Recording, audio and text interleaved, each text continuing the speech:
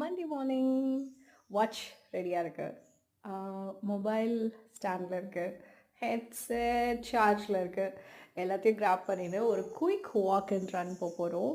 So vitamin D கொஞ்சம் எடுத்துகிட்டு natural walk from the sun, அதுக்கப்புறமா ஒர்க் அவுட் பண்ணலாம் அப்படின்றது தான் இன்றைக்கி பிளான். ஸோ இன்றைக்கி வந்து லேட்டாக தான் வாக் போனேன். ஏன்னா நேற்று நைட் ஃபுல்லாக மழை இருந்துச்சு, வெதர் ரொம்பவும் வார்மாக இருந்துச்சு.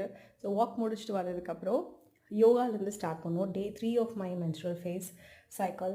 அதனால சரி, யோகாலேருந்து நம்ம ஸ்லோ அண்ட் ஸ்டெடியாக ஸ்டார்ட் பண்ணலாம் அப்படின்னு யோகா தான் பண்ணேன் ஃபஸ்ட்டு.